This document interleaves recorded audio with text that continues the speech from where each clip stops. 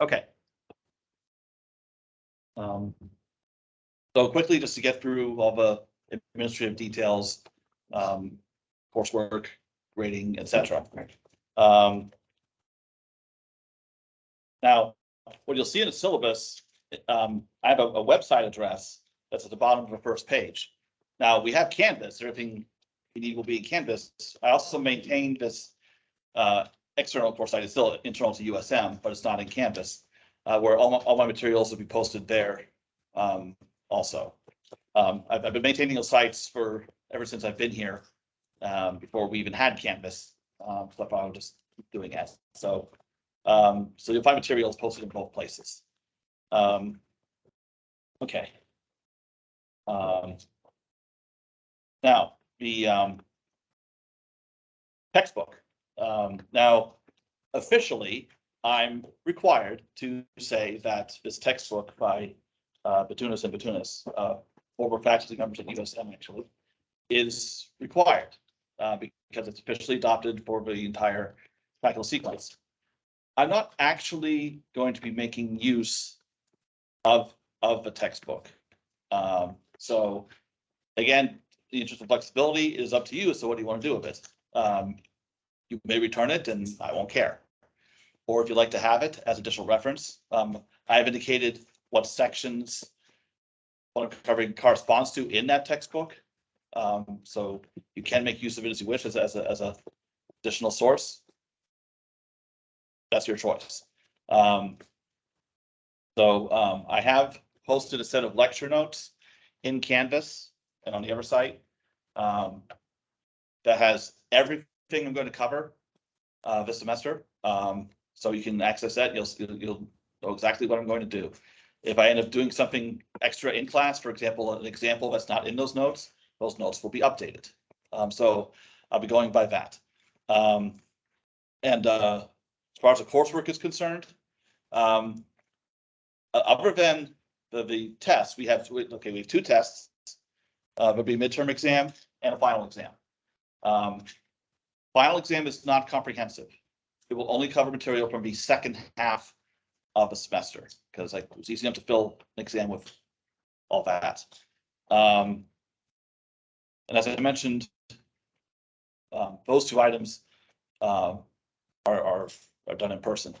Everything else is offered online through a Lumen OHM system. So we have several homework assignments. They're going to be, I believe, 16 in all. There are 4 quizzes. Those are in the Lumen system also. And they are, because the course breaks down into 4 modules. At the end of each module, there's a quiz in that module. There is a pre-test for each module. Those do not count toward the grade. They're there just to see how, what kind of shape you're in before you start. So it's just there's a diagnostic tool. The only assignment that's pending now is there's an assignment in Lumen that's not about the course content, but just about making sure you're able to enter. That's fine. Enter answers in Lumen. So the first real assignment won't be due until 2 weeks from today. So we're able to ease into things. I want to make sure that everyone accesses Lumen from Canvas. So Canvas is where you go to access any assignments that are online. So make sure you do that sooner rather than later to make sure there are no issues with that, because there are always some issues. So that's why I gave some time before anything is due so that we can get anything straightened out. You can see in the syllabus the percentages, what everything counts for. So all the homework assignments are weighted equally, count for 30%. Quiz is 10, then each of the 2 tests are 30%. So that's how the grade is determined. I go by a straight scale, but I reserve a right to curve grades on tests if necessary. I also reserve a right not to. So don't assume that I will. Okay. They don't have any questions just about how the course will be run.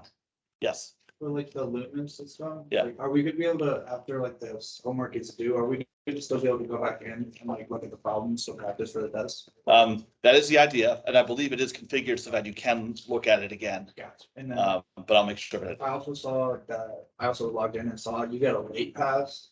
Is Um, that a one-time thing? Okay, yeah, sorry, I forgot to mention late passes. So a late pass, is something that you use for a particular assignment, to turn that assignment in late. I am offering, I'm making available 8 late passes for the entire semester, which and if you use a late pass, it actually gives you like an insane amount of time for you to complete that assignment, effectively at the end of a semester. So in other words, you could be late on half the assignments. 16 homework assignments. Is there a great penalty to that? No, there's not. But the thing is, that means that the other half of the assignments, you still need to finish on time. So be sure to use the late passes wisely, because the 8 are all that you get. But you don't use any of them. Well, good on you then.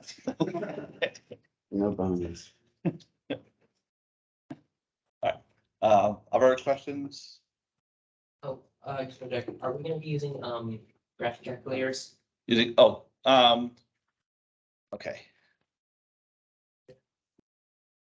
You know what? Sorry, I haven't taught this class since 2012 and I'm having trouble recalling my calculator policy on tests from back then.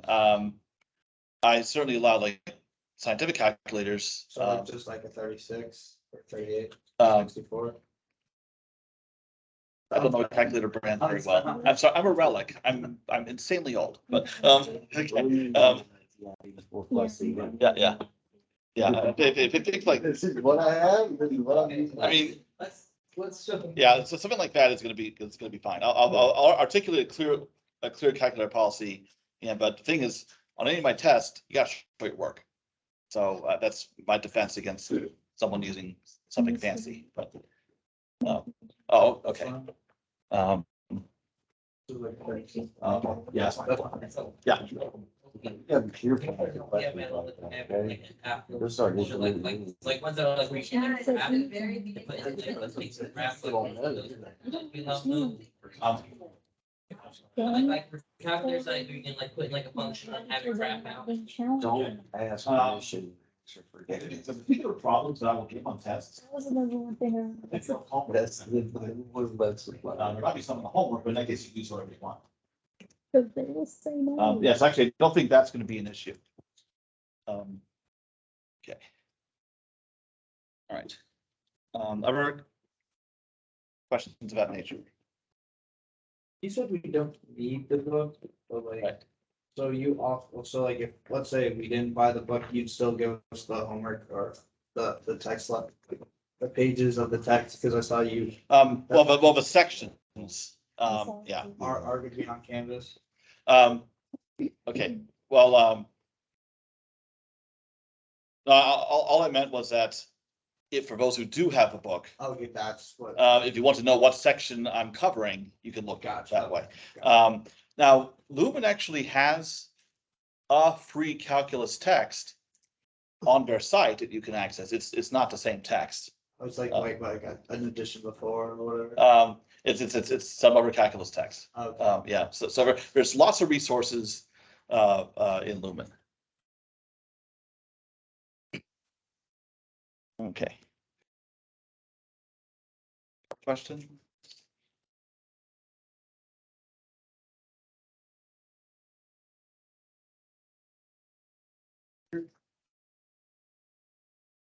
Lumen and all that, on more campus, where is that, and how do you get them to do things? Let's go. If you try to access any of the assignments, and I haven't really, I think I've only made 1 or 2 assignments available yet. But, so the way it should work is that if you click on assignment in Canvas, it should take you directly to Lumen. And it's possible from your prior calculus sequence experience, you might have an account already, or if not, you would be creating one at that time. I see there's a pre-test on Monday. Okay, yeah, so that, both, but I mentioned those pre-tests earlier, they don't count. Okay. Yeah, That's So fine. you want us to take them like kind of at the start of the section or like? that's the idea, yeah, Okay. because it's a pre-test. Gotcha. Is Um, it time? What, the pre-test? Yeah. It doesn't count. Really? I'll check. I haven't looked at the Yes, settings. you know. Yeah. And, I'm putting the assignments out as I go to make sure that the content is where it should be and that I'm okay with the settings. Will we be able to go back and retry the pretest like at the end for the practice for the, like, would you say the pretest reflects the real test? Um, Or like, does it not really help to study? it can help study. I will make sure that it can be viewed. Oh, Okay. Also on the subject of That's tests, your word. to help you prepare for the tests, I will put out a practice test and a solution to the practice test. I will, the class period before the test is given. Actually, the midterm exam is given just before, the last class before spring break. So the one before that will be a review. So you'll have time to look at the practice test. We can talk about it during that review.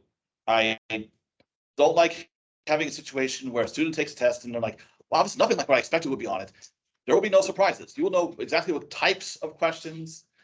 Also how I tend to word my questions, things like that. But what will change from the practice test to real test will be the particulars, what functions or sequences are involved.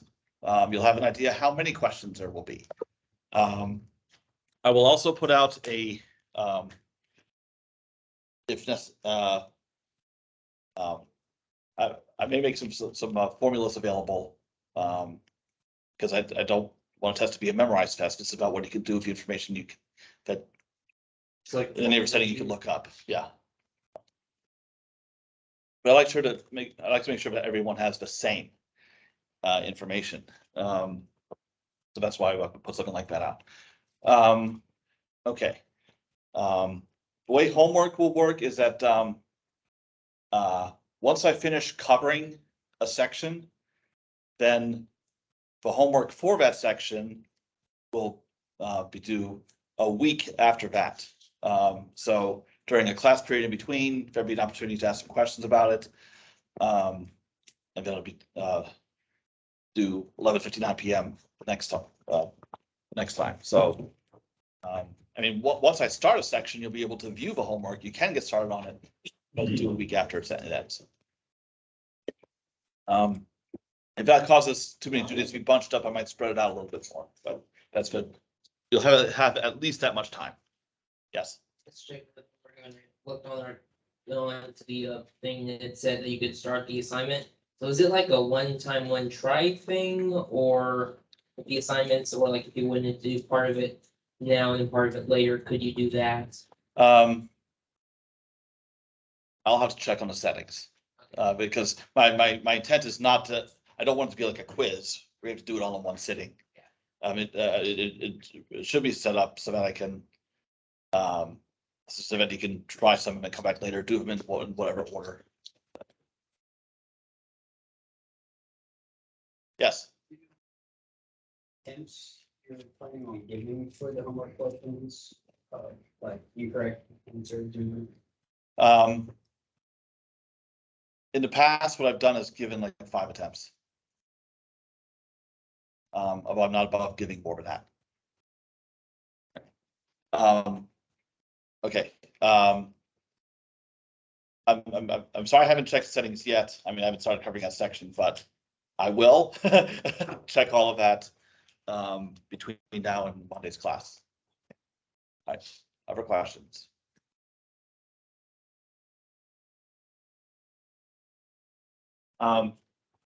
Those settings will be a little more stringent because it's a quiz. No. There are 4 quizzes, one for each module. Do you know how long you'll be giving us? It Depends on how many questions there Oh, are. gotcha. Yeah. It might be banned. The idea is that since the test is going to be under a certain amount of time pressure, the get you in that mode. Gotcha.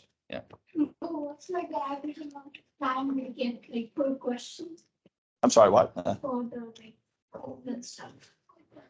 How much time should we be expecting? He said it was gonna be.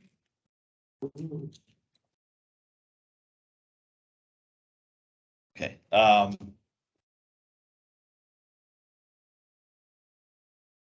the, try to give you something as concrete as possible. Okay, Is there a way that we can take these exams, early? Because, we have two polymer science exams on the same day as the midterm. Yeah, okay, we'll figure something out for that, yeah. I just wanted to know if you're flexible at all. about that. I am. No, as a student, I had a situation where I had 3 tests in the same day, and I would go to each instructor and I'll be like, oh, can you talk to one of you ever two? And eventually got one of them to bend. But yeah, it was quite frustrating, so I don't want to put you in the same situation. Okay, Brain steel from last year. so I'm looking at one of my tests to give an idea as to how much time. If a question like 8.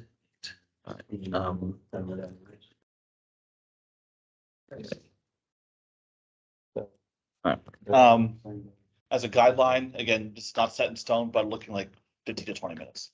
Okay. Anything more?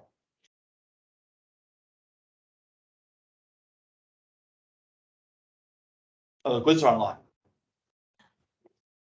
Okay. Yeah, everything is online except the midterm and final.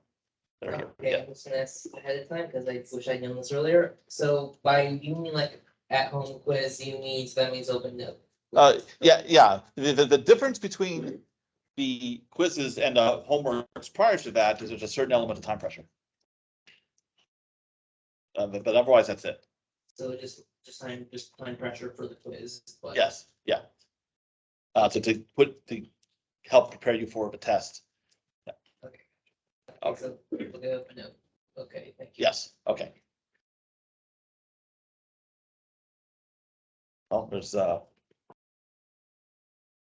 48 minutes left of class, so you can warp. Pick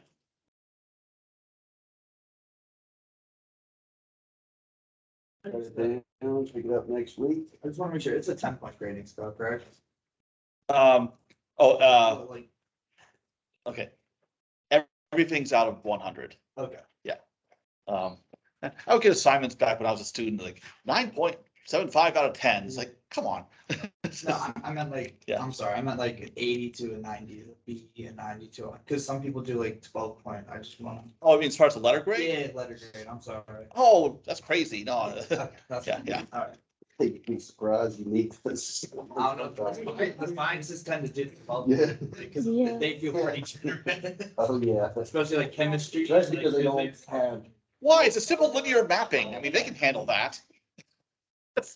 To help the students. Yeah, those classes don't have homework and you only have 2 exams, so like. Yeah. those No, I extra mean, points- if you're gonna regard like it's an 88 as an A, then just change your scale so that it still works out to a 90. I have some professors that like to introduce you to that. Okay. Yeah, well, but I've heard about some of my colleagues across campus who will not round. Like if you have a 89.7. they just like taking concept. Yeah, but- They're one of those, what, $4.99 isn't $5 kind of thing. Yeah, so I'm an medical analyst. I have to round, so I'll be defending my specialty if I did. Okay.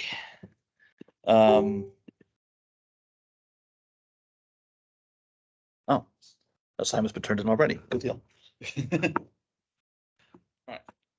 All right, anything for, any more? I can't talk anymore. This is not good.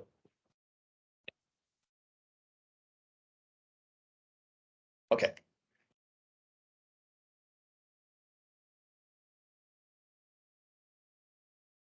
In that case, if I can find my notes.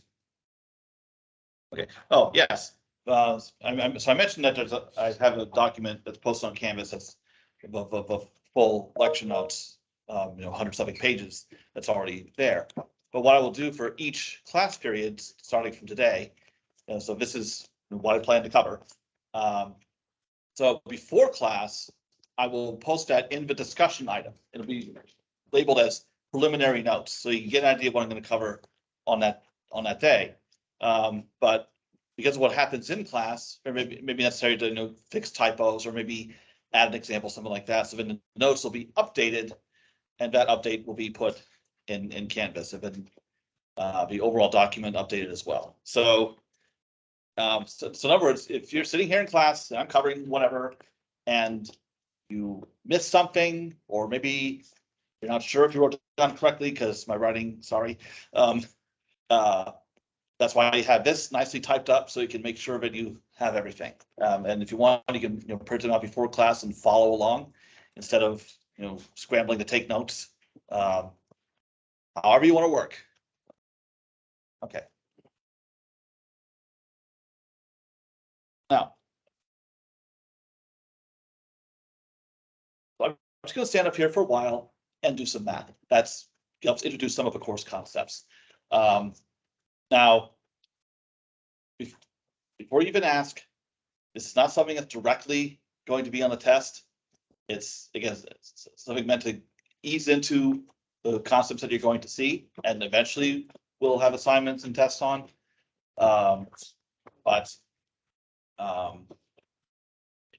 If think of this as the trailer, and the course is a movie that doesn't actually start until Monday. In other words, chill. All right. So you recommend not taking notes on? Yeah, there's no need because I have everything written up here, and you're gonna see it in Canvas later. Actually, it's in Canvas now. So I'm sorry about that. I have one more question. So like, Okay. for in Canvas, are you gonna be posting all those, the pre-notes essentially like in each module, or where is that going to show? Okay, under discussions. Okay. There'll be an individual discussion item for each class meeting. Got And there you'll see the notes, and you'll see the link to the recording. Okay. Yeah. Thank you. All kinds of stuff, all kinds of content for y'all to consume. So is this like full notes or just like fill in blank notes, or like how is that? Full, It just- every little detail, Okay, so the full writing out, the full calculations of the math questions, all, everything. every step. Okay. Okay. Now, I'm going to describe for you the first concept I'll be covering, a sequence of numbers. So we're going to define a sequence. Oh, broken truck already. That bodes well. So I'm going to call these numbers F with a subscript that's going to be a non-negative integer starting from 0, 1, 2, 3, and so on. My first number in my sequence will be 0. My second number in the sequence is labeled F1, will be 1. And then all other numbers of a sequence will be defined in what's called a recursive manner. Sure what this is. In view of a webcam, okay. So every other numbered sequence is the sum of a previous two. Okay, so as an example, so F2 would be F1 plus F0, so that'll be 1. F3 is F2 plus F1. So that's 1, that's 1. We get 2. I can keep going.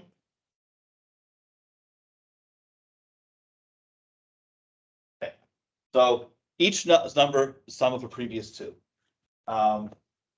So what do I have? I start with 0, 1, 1, 2, 3. Then I keep going. I'll get 5. 5 is 8. 5 and 8 is 13. 1, 1, 34. 5, and so on. They don't happen to know what these numbers are called because it might be familiar to you. Yes, very good. These are the Fibonacci numbers. So the sequence, the whole set of numbers is called the Fibonacci sequence. All right. So a sequence, you can think of it, the way a sequence is formally defined is you take the integers, normally starting from 1 or possibly starting from 0, 0, 1, 2, 3, etc. You're mapping all of those indices to whatever numbers are in your sequence. So the numbers 0, 1, 2, 3, 4, 5, 6, 7, etc. are mapped to these numbers right here, 0, 1, 1, 2, 3. So it's a relationship. The indices or subscripts are ways to identify each of the numbers in the sequence. So I pose this question. Based on what we've seen so far, if I want Fibonacci number with index 1000, what would I have to do to get it? Number of index 999, 998. Yeah, and going all the way back. It would take you a while. And that would be getting them recursively.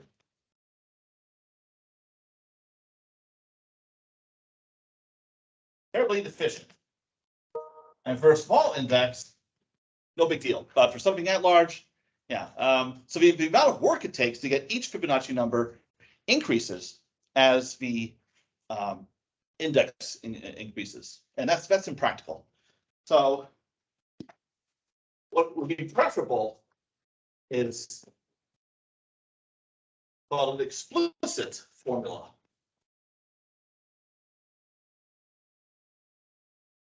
For Fn, where I could choose any value of n, plug it into this formula, and Fn would come out with about the same amount of work, no matter what n is. And right now, we don't have that. So my goal here is to show you how we can get that.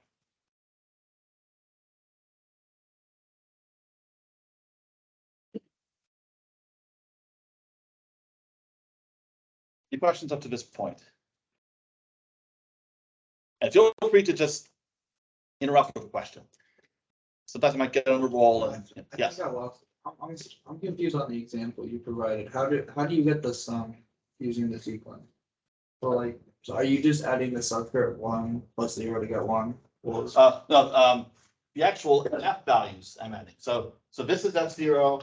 He defines what they were in the beginning. Yeah, it's all based on this definition.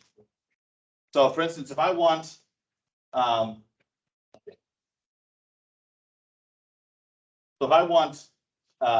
F4, I'd be adding F3 and F2. So I have to use the 2 prior indices, but I have to look up what those values are, the 1 and the 2, to get 3. Okay. Yes. Oh, okay, you're just saying f of, oh, okay, I was confused. Yeah. So you're saying f of 0 equals 0, then now it's okay, I thought. Yeah. So because each one depends on the previous 2, I have to specify explicitly these are the first 2. And then, so it's like, these are the first 2 dominoes, this is how the rest are knocked down. Question. Okay. So how am I going to get this kind of formula? Can I show you in 36 minutes? Well, can I do that and have it be comprehensible? I got data. Okay. And if not, read it later.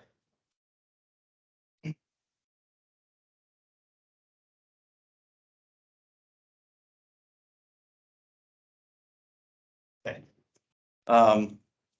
So I'm going to use what is called a generating function.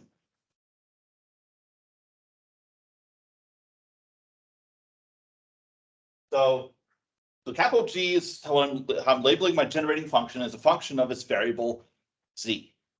And the way I define it is in terms of these Fibonacci numbers that I'm trying to get. So I start with F0, and then I have F1 times Z, then F2 Z squared plus F3 Z cubed. Now, and it keeps going off to infinity. Now, there's a clear pattern in how we get these terms. Notice the subscript or the index matches the power of Z. Here it is term 2, F1 times Z to the first power, which is just Z. Here I have F0 times Z to the 0 power, which is 1. So I can describe this generating function more concisely using this notation, which you may or may not be familiar with, but I'm going to explain it to you. We use this Greek letter sigma, indicating summation. And I'm going to sum over all the indices starting from 0 off to infinity. And what I have here is Fn times Z to the n. So the expression that we have here matches the pattern that we see in each of these terms. So this is called sigma notation. And this is called a power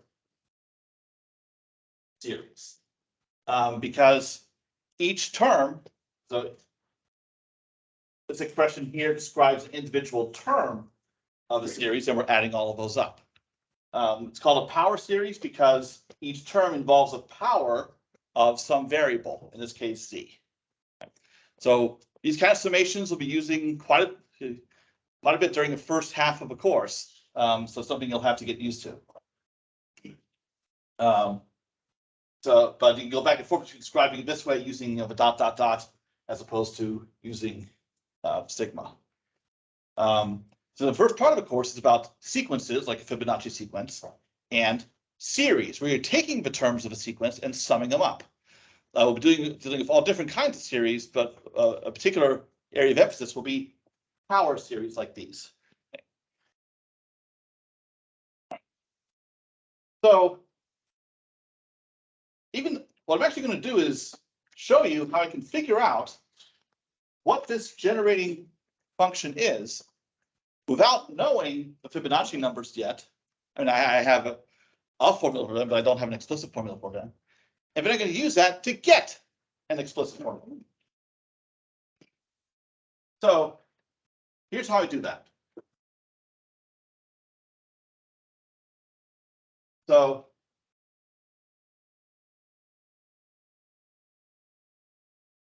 you start by writing out G of Z, like I did before.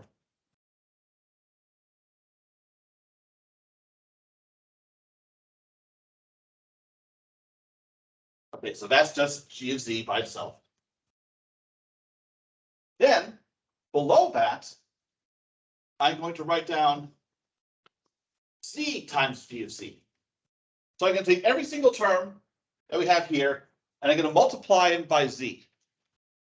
So I would have F0 times Z, but I'm going to write it here because I want all the powers of Z to line up, to be in the same column. Then I have F1 times Z squared, and then I have F2 times Z cubed, so on. So that's Z G of Z. And then I'll do it one more time. Z squared G of Z. So now every term we have in this first line, multiplying it by Z squared. So the first term would be F0 times Z squared. So I write it down here.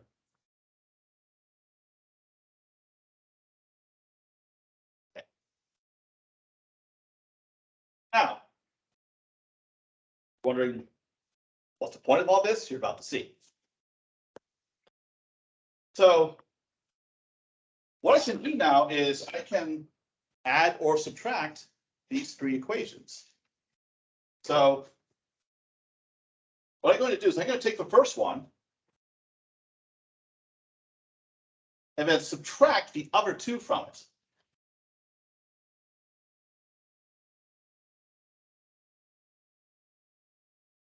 Okay. But I can do that on both sides. And that's why I lined up all the powers of z, to make it easier to see what that looks like. So if I take the first equation minus this and minus this, then what I will get is, okay, f0, and then I have plus this minus this.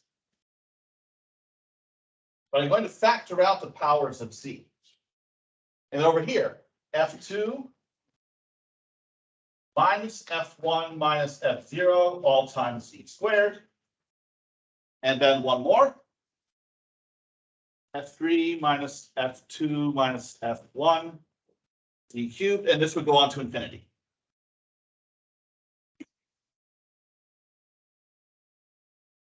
Any questions how I've gotten to this point?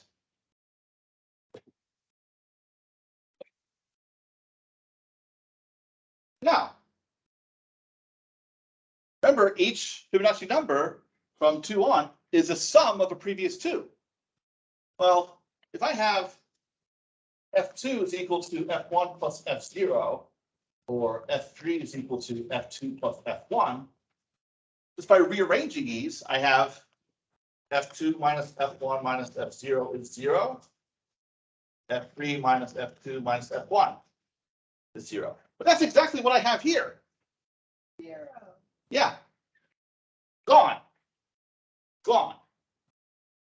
Every other term that I'm not writing here, also gone.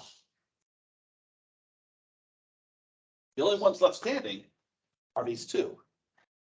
But I know what f0 and f1 are, so f0 is 0. Why? 1. Yeah, I have 1 minus 0. So everything on the left side collapses to z.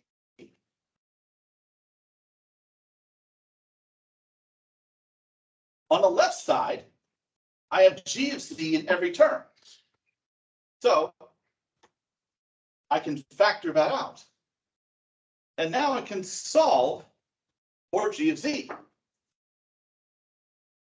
So I don't really have a good space to write it on this board, but yeah, that's one of my weaknesses.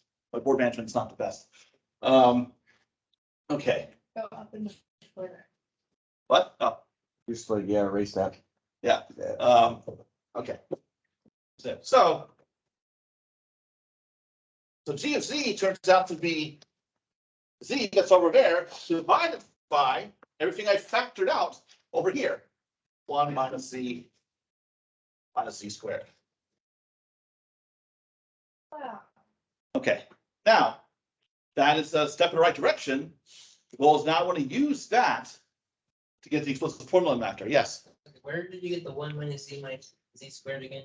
by factoring g of z out of this. Notice g of z is in every term. Okay. Yeah. Okay.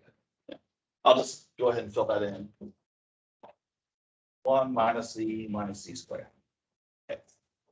So by using the fact that Fibonacci numbers satisfy this sequence, I could make all these terms disappear. If it had been a different kind of sequence, like fn defined in a different way, that would change the particular combination of these equations that I took, but the idea would be the same. So what I'm showing you is not specific to Fibonacci. We used to get a explicit formula for any similar sequence. Okay.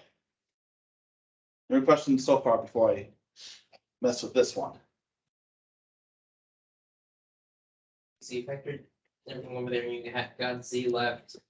You factored g of z out there. Yeah, so now I need to rearrange this equation. I have g of z times that is equal to z.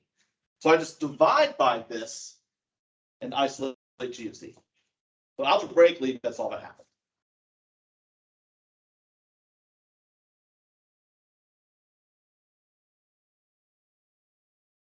Okay, now let's see what can be done with this formula for g of z.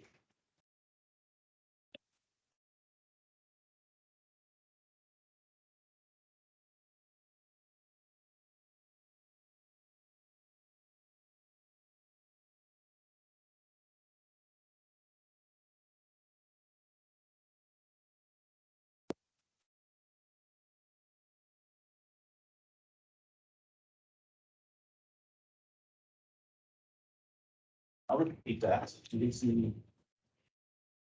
e over 1 minus c minus c squared. Okay, now, this is a quadratic, and you all know how to factor quadratics. So I'm going to write this in a nice factored form.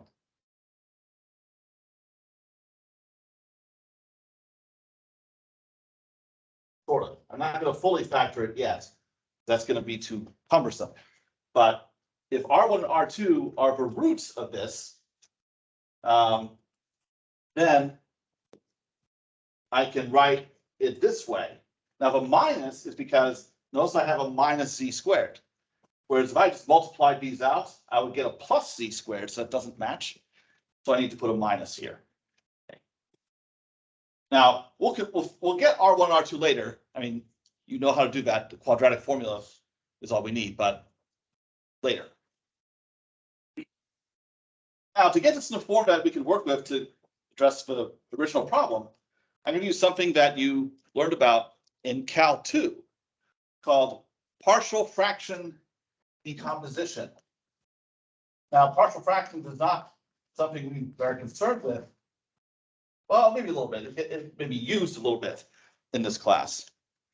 But depending on your Cal 2 instructor and how diabolical they were, not really the hard cases like Cal 2. Yes? That's an R, right, on the game? This is a lowercase r. Okay. Yeah. Yeah, I can see how it looks like an uppercase gamma, but yeah. All right. I would make it more pronounced, something like that. All right. Now, so in this case, to save time, I'm just going to go ahead and carry out the partial fraction decomposition. Because again, this class is not about that. And what I would get is, because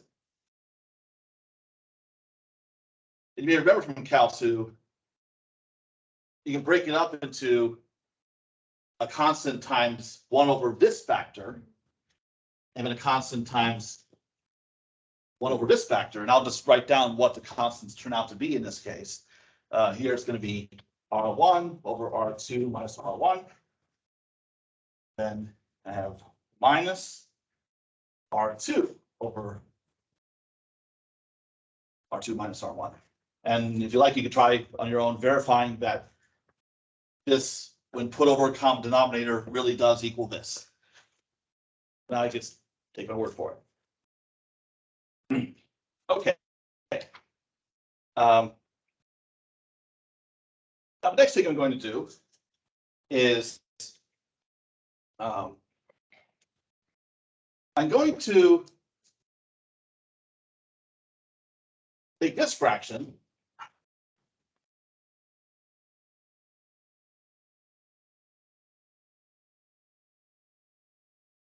and divide the top and bottom by minus R1. And then this fraction, I can divide the top and bottom by minus R2 over minus R2. And the reason why is where I have these fractions here, I need to have a 1 in the denominator. So if I divide this by minus R1, it'll cancel with this minus R1 and give me 1. And then similar over here. So this is a bit of tedious algebra, but what I get is 1 over R1 minus R2 times 1 minus Z over R1. Then I have minus R1 minus R2, 1 over 1 minus Z over R2. Okay. Now, the reason why that's helpful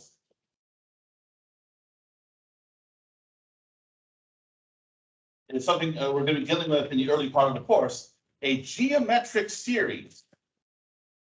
If I have this sum, 1 plus R squared plus R cubed and so on, off to infinity. So I'm just adding powers of some number R. Now I can write that using sigma notation, sum from n equals 0 to infinity of R to the n. Now, we actually have a formula for that sum, and I will derive that formula later, but we're gonna make use of it here. It's 1/1 minus R, provided that the absolute value of R is strictly less than 1.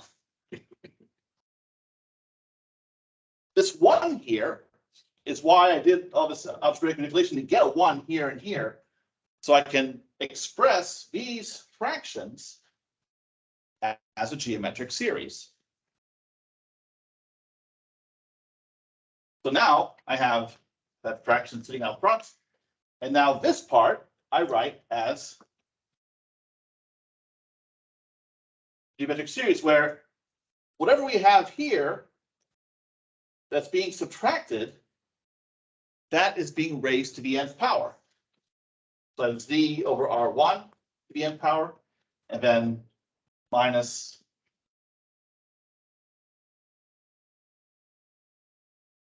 here I have c over r2 to the nth power.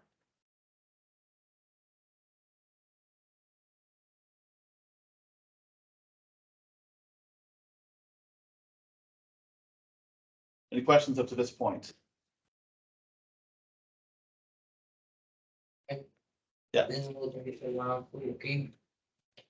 Where did you, at the beginning, I'm just confused on where you got the R's, and I don't really remember the math from calculus 2. Okay. And yeah, that. Oh, you mean these? Yeah, that, and then I just confused about that, and then where you got the R's from, the U factor. Oh, I'm not sure what you're referring Or to. like before that, where did you get the R's in the first place? Where did you? Oh, these are the roots of this polynomial here, Oh, because I had to factor this. Yeah. I don't have time to go through the full partial fractions thing, but the basic idea in a nutshell is if I write this as some unknown constant over the first factor plus some other constant over the other factor. The idea is you set this equal to this, and you can get a system of equations that you can solve for A and B. That's how partial fractions work. It involves multiplying both sides by this factor and this one. And then you can plug in this case, 2 different values of z, and you can solve for A and B. So that's the general procedure. If partial fractions comes up later in this course, I'll go through the full thing again, but it's the main idea. Other questions? Now, here I have 2 summations that are over the same range of indices and going from 0 to infinity. So I can combine these into one summation. Here I have constant factors sitting outside. I can move them inside. So I can write this whole thing as a sum. Also notice in both of these I have z to the nth power. So what I'm going to do is I'm going to write this as everything in square brackets times z to the n. So what is that everything? It's this fraction right here times 1 over r1 to the nth power minus this same fraction 1 over r2 to the nth power. So all I did was just move everything inside, combine the one summation, pull the z to the n out. But then if we recall how I defined g of z in the first place, I'll just repeat that here. It was defined to be a sum of fn times z to the n. So notice in both cases we have a sum, n going from 0 to infinity, something times z to the n. If you have 2 power series that are equal to each other, using the same variable, then the coefficients must be equal. In other words, this whole thing is at that. So again, just from matching coefficients. So.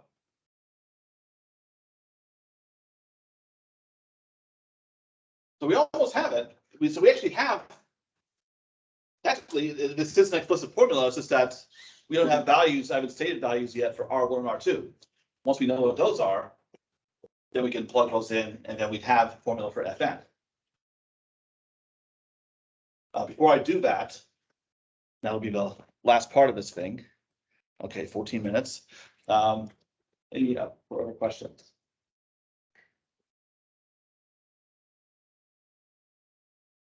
Okay.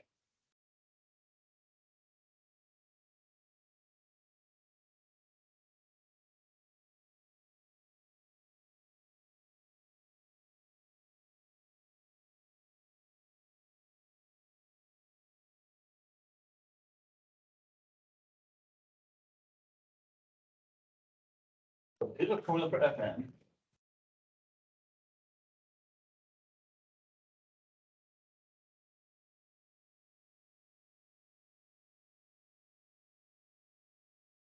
Where R1 and R2 are the roots of the polynomial that was in the denominator of G of Z. So to get those, we can just use a quadratic formula. And R1 turns out to be, from using a quadratic formula, we get -1 plus square root of 5 over 2. And R2 would be -1 minus square root of 5 over 2.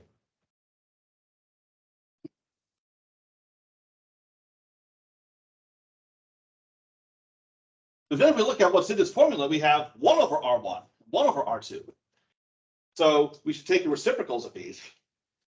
So if I do that, like R1, for instance, 1 over R1, well, that would be 2 over -1 plus square root of 5. And I like to have a rational denominator. So I can multiply this by -1 minus square root of 5. Sorry, my 5s look like S's. So I can multiply by -1 minus square root of 5 over itself. So then up top, I'm going to have. Down below, I have -1 times -1 minus square root of 5 times square root of 5. So it's a whole difference of square things, like a squared minus b squared equals a plus b times a minus b. That's what this trick is based on. So now I have 2 over -4. So once I simplify everything as much as I can, I get 1 plus square root of 5 over 2. And then I could do a similar thing with 1 over R2, same trick. And what we get in that case is 1 minus the square root of 5 all over 2. Also, here I have R1 minus R2 in the denominator here. So if I go ahead and subtract these roots, the -1/2 will cancel. The square roots of 5s will add together. We have R1 minus R2 is square root of 5. So now I can take that, and that, and plug all of that in here. And now I have my explicit formula for the Fibonacci numbers.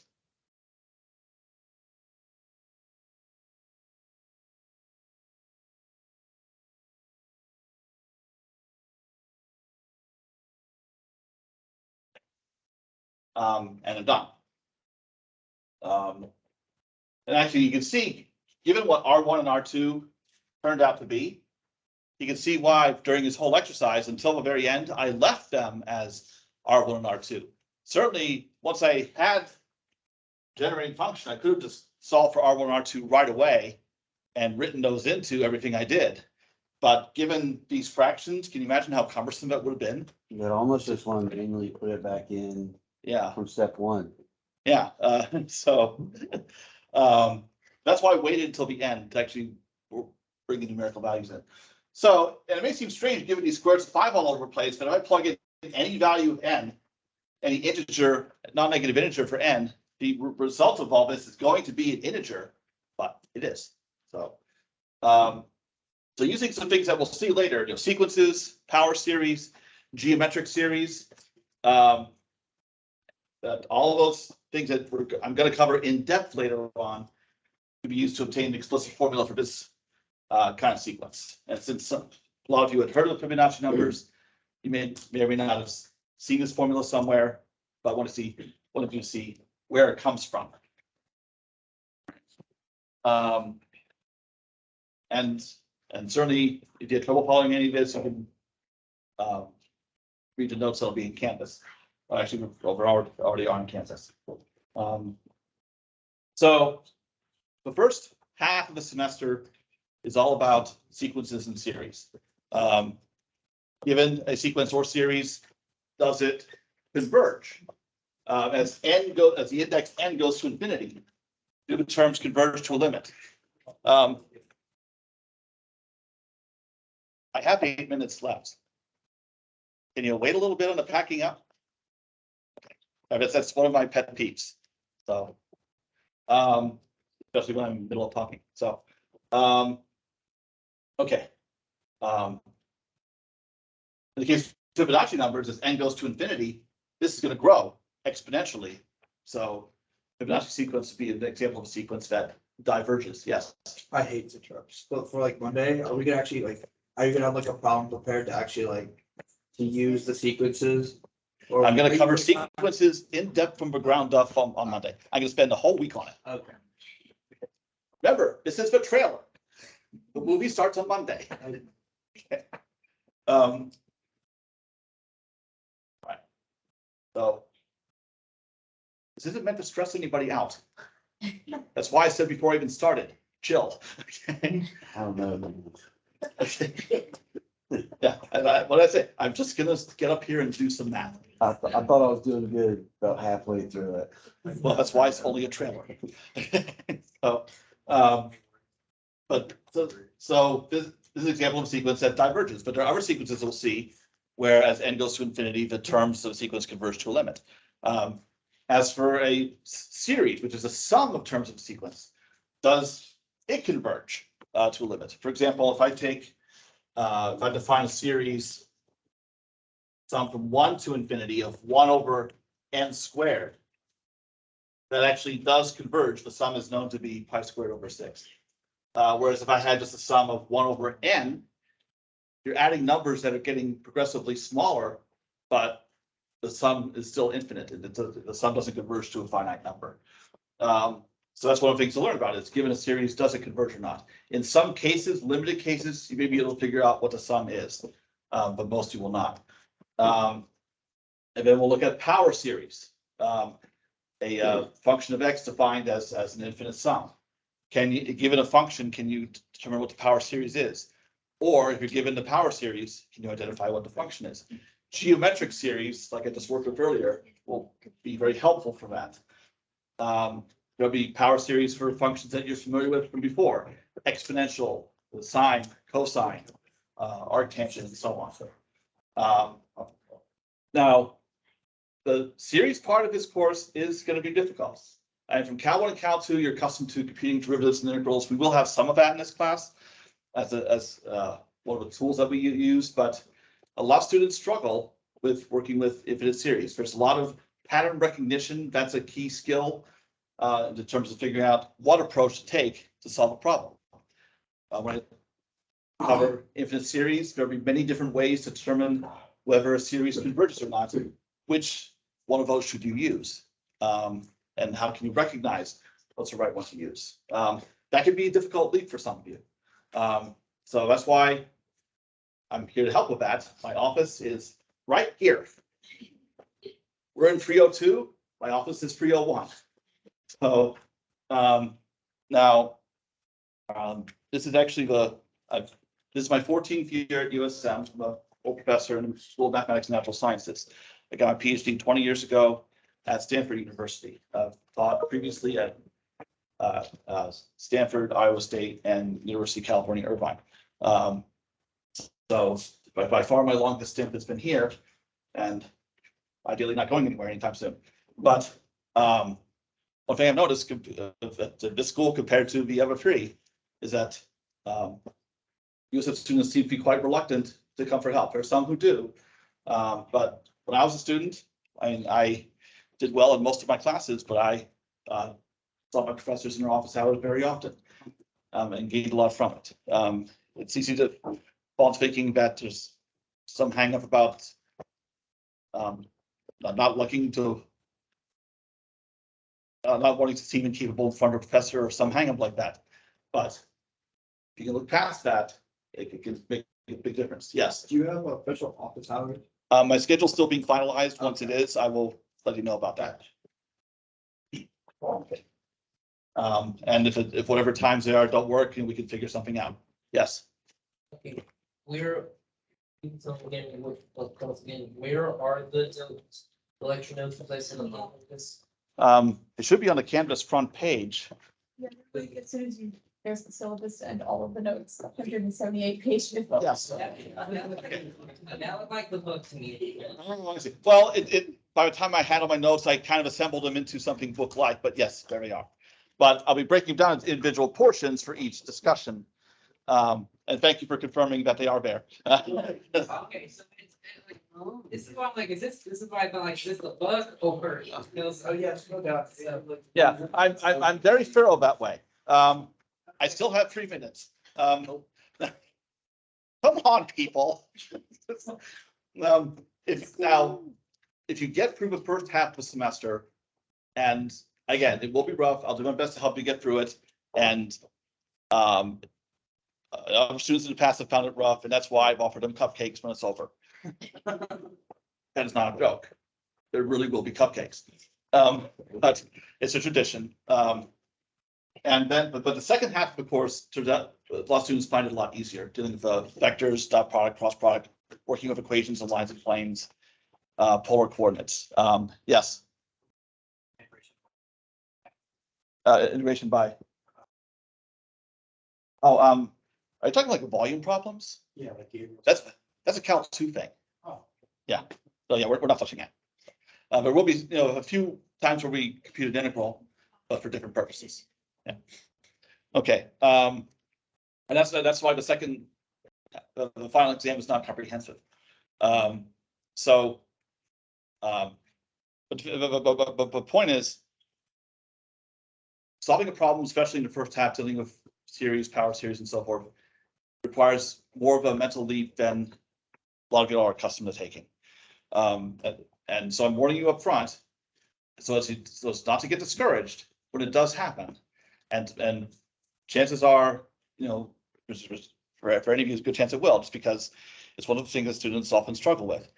I'm here to help you make those leaps and give you a lot of tools you can use. But in the end, it's still up for you to execute that. But I will give you all the guidance I possibly can to make that happen. So, I mean, I want you all to get through it. So, okay. Now you can scram.